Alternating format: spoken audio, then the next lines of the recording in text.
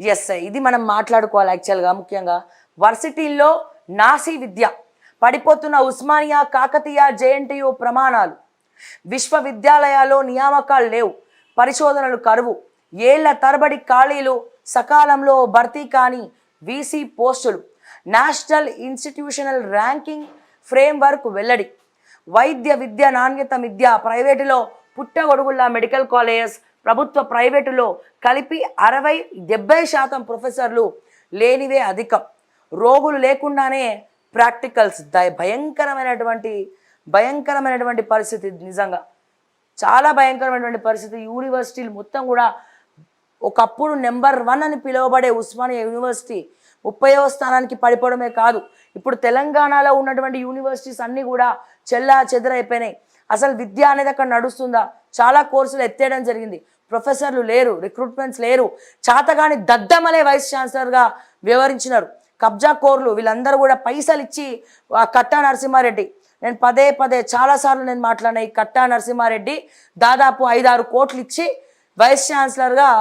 పదవి తెచ్చుకున్నాడు ఎక్కడ జేఎన్టీయూ ఆయన పోయినప్పటి నుంచి జేఎన్టీయూకి దరిద్రం పట్టుకున్నట్టే ఆడ ఉన్నటువంటి అఫిలియేటెడ్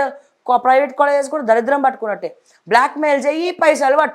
పట్టు బ్లాక్మెయిల్ చేయి ఈ కట్టా నరసింహారెడ్డి ఆగడాలు ఆల్రెడీ చాలా కేసులు ఉన్నాయి ఆయన మీద సో ఇట్లా ఉండి కూడా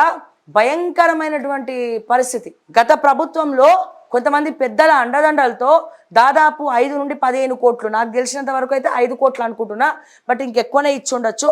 వైస్ ఛాన్సలర్గా కేసులున్న ఆ వ్యక్తి ఏం అవగాహన లేనటువంటి ఆ వ్యక్తి పోయి కట్టా నరసింహారెడ్డి జేఎన్టీయూ రాబంద్ అయిపిక్క తిన్నాడు చాలా మందిని బ్లాక్మెయిల్ చేసినాడు ఆయన ఆగడాలు తట్టుకోలేక చాలా మంది సూసైడ్ చేసుకున్నారు సస్పెండ్ అయినారు భయంతో ఎవరు కూడా ముందరికి మాట్లాడలే ఎందుకంటే కొంతమంది మంత్రులు ముఖ్యమంత్రుల గత ప్రభుత్వంలో అండదండలు ఉన్నాయని చెప్పి మరి ఇప్పుడు వచ్చినాక ఎవడన్నా ఏమన్నా చేస్తుండా రేవంత్ రెడ్డి గారి పక్కన రెడ్డి అనే ట్యాగ్ ఉంది కట్టా నరసింహారెడ్డి పక్కన రెడ్డి అనే ట్యాగ్ ఉంది రెడ్డిలు అన్నీ అమితుమి ఏకై అదొక సెంటిమెంటు అరే మనమందరం ఒక క్యాస్ట్ నాయన నువ్వు తప్పు చేసావు నాకు ఇంత పైసలు పడేస్తే నేను మురగకుండా ఉంటా అనేది వాళ్ళు ఉన్నటువంటి ఇది సో ఇట్లా మాట్లాడుకుంటూ పోతే చాలా ఉంటాయి సో ఈ కట్టా నరసింహారెడ్డి లాంటి వాళ్ళు యూనివర్సిటీలలో చేరి ఎంత దోచుక తినాలో అంత దోచుకున్నారు సరే నువ్వు దోచుకున్నావురా బై కానీ చదివియాలి కదా సరస్వతి కటాక్షాన్ని యూనివర్సిటీలకి ఎందుకు దూరం చేసినావు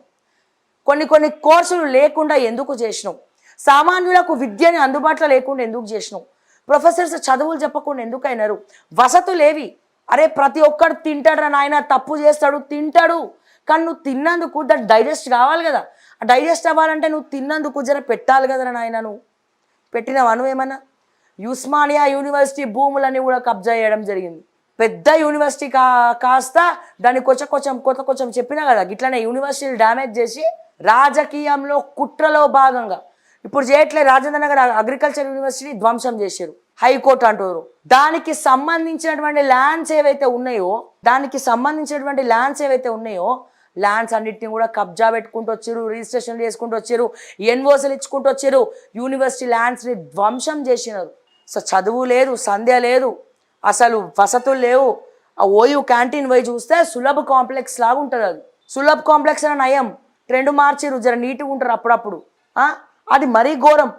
అట్లాంటి క్యాంటీన్లో వంట వేసి పిల్లలకి చదువుకునే వాళ్ళకి ఫుడ్ పెడుతున్నారు సిగ్గు చేటు మనకి మళ్ళీ నెంబర్ 1 అని చెప్పుకొని తిరుగుతున్నాం హైదరాబాద్ వెల్ డెవలప్డ్ అని చెప్పుకొని తిరుగుతున్నాం యూనివర్సిటీల దుస్థితి చూస్తే అని ఉంచుకోవాలి మన ముఖాల మీద మనం వీళ్ళు వచ్చిరు మార్పు కావాలని ఏదో తెస్తుంది గత ప్రభుత్వం మొత్తం కూడా డ్యామేజ్ చేసింది ఈ ప్రభుత్వం ఏం చేస్తుంది